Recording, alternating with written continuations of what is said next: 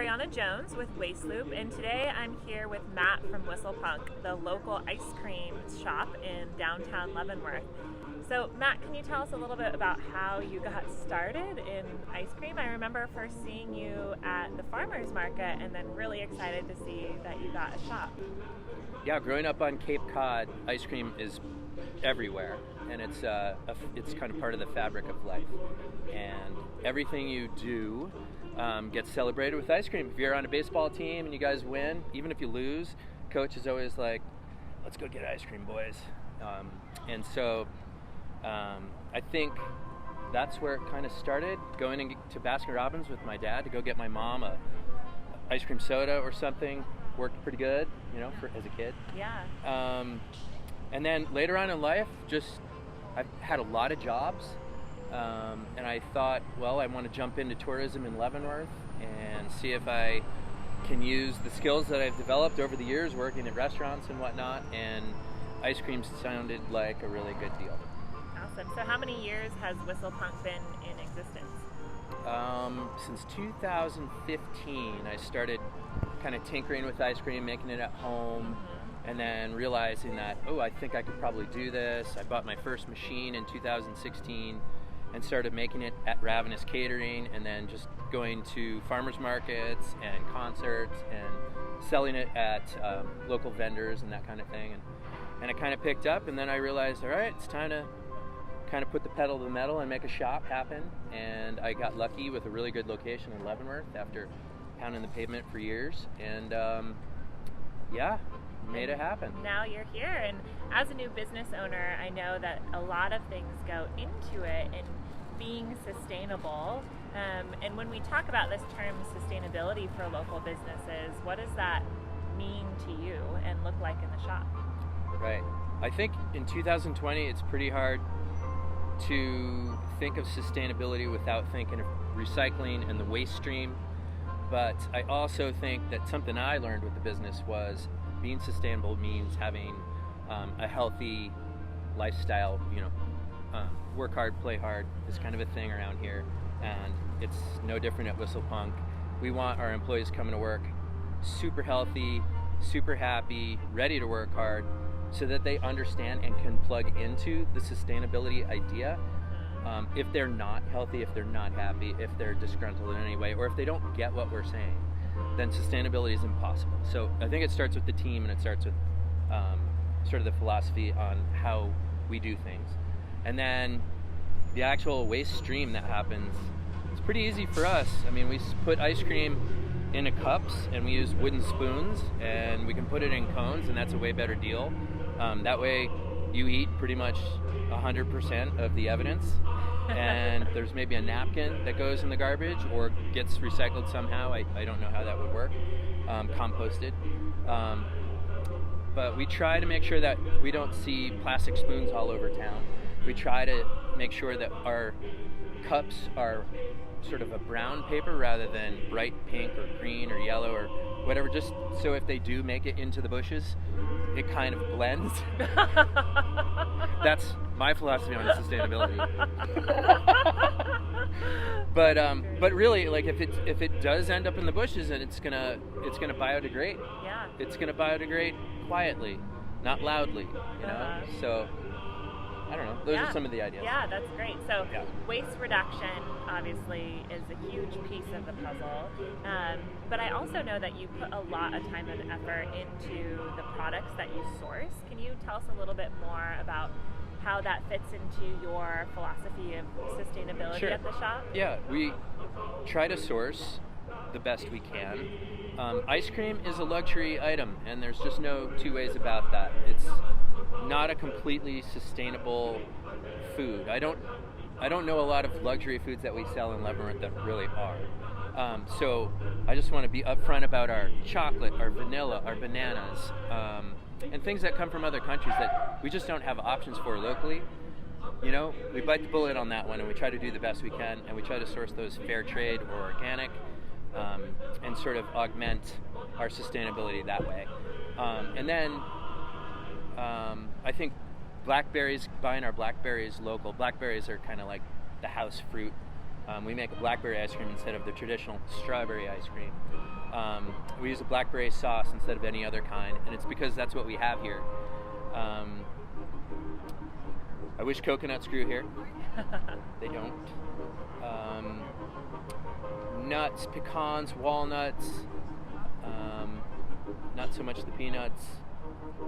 These are just ingredients that we can find locally for our toppings and put into the ice cream. And it sounds like it's a balance. I mean, some things may just be impossible to get locally, but you try your best to be creative with your different recipes. Right.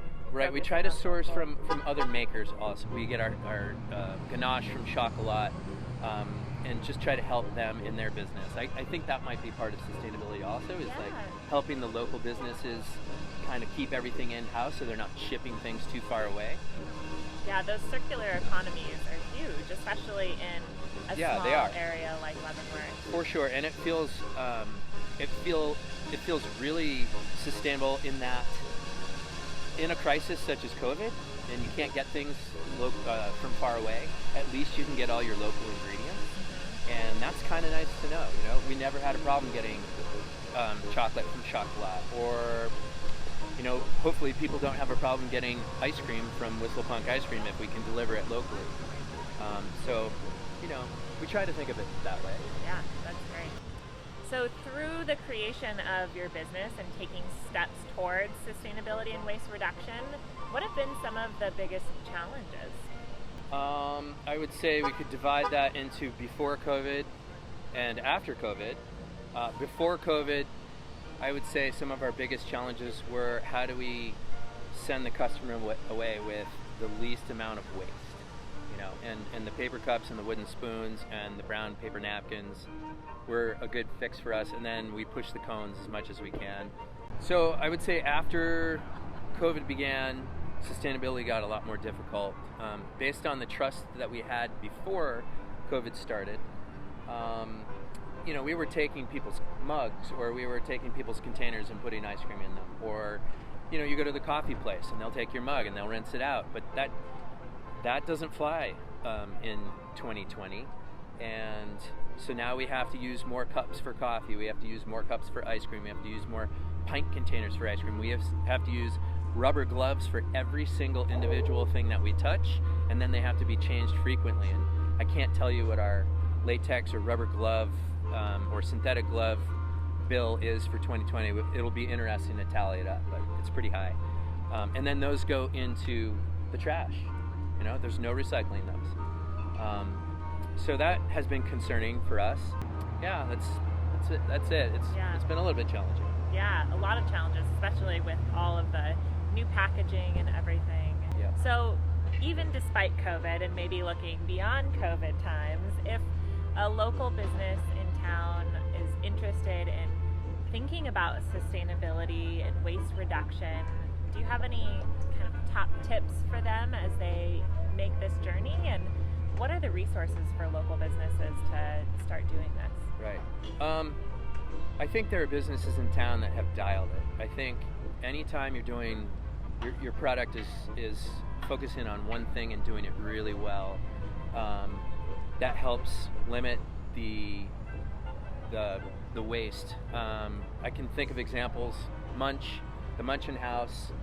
They've got sausage pretty much wrapped up in this town. I don't think anybody can do it better. The waste that goes with that is pretty minimal.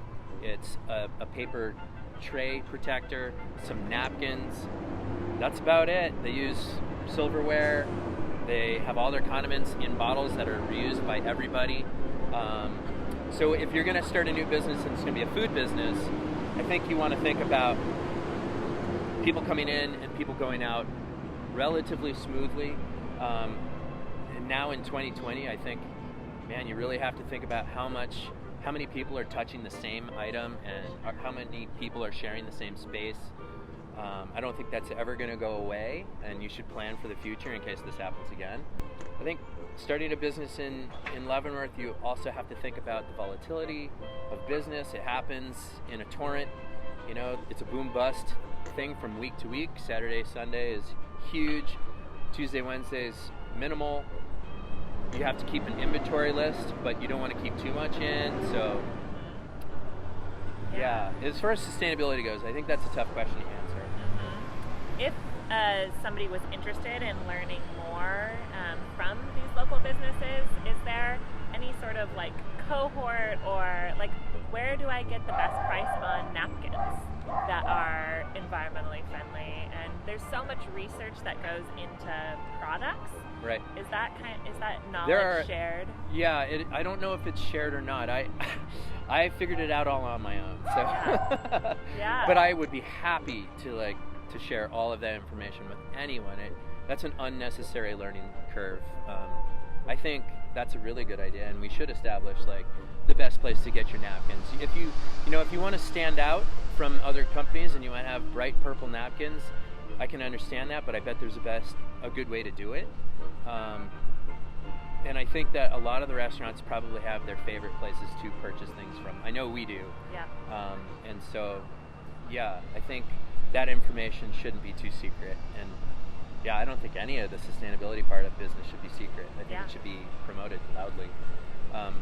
Getting rid of your trash could be a thing also. We have a trash full of paper cups and wooden spoons. What should we do with those? Should those go to the dumpster, or should those go somewhere else? I don't know, but that would be a collaborative community conversation. For sure. Well, it starts with conversations like this. So thank you so much for taking your time. Thank you. I'm excited to take a look at the shop and actually see some of the things that we talked about. Yeah, thank you. Yeah, I'll be happy to show you around. Great.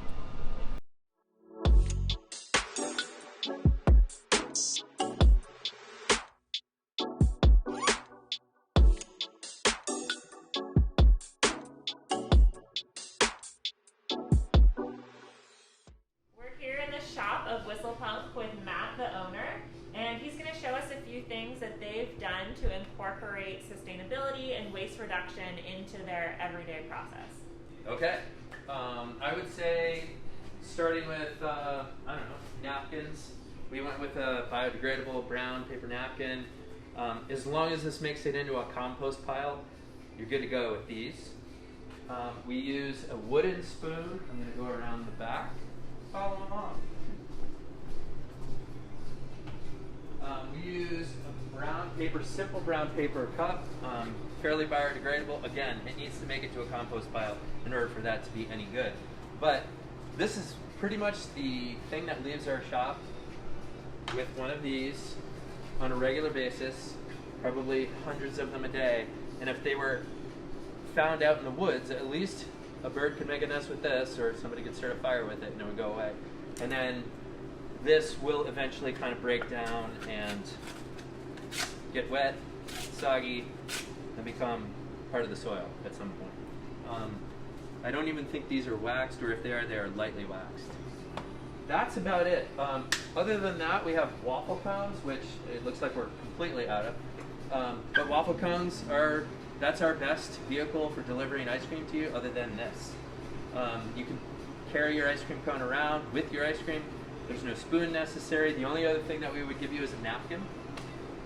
And it's pretty simple. And you make them here. And we make them here. Amazing. Yep. Great. And you also mentioned that now, especially due to COVID, you're not doing receipts and cash. And have you found that also to reduce down on waste? For sure. Yeah, we don't go through receipt paper at all. Nobody wants a receipt, or if they do, they want it electronically. Most people are not having a hard time. I would say 99% of people are not having a hard time with cards, or using their phone or their Apple Pay watch, or some electronic device to pay. On occasion, people forget and they bring cash, but we don't even keep cash in the store. So we don't necessarily turn people away, but we figure out a way to get them paid out. But it's been pretty easy, really. People have made the change willingly and pretty successfully. Awesome. Thanks so much, Matt, for giving us a little tour back here. And I know that I, for one, will probably always try and get a cone from now on. It's a good excuse to get a waffle cone. Yeah, we have small cones and we have big cones. So if you don't want to eat so much, you can get a small cone. Yep.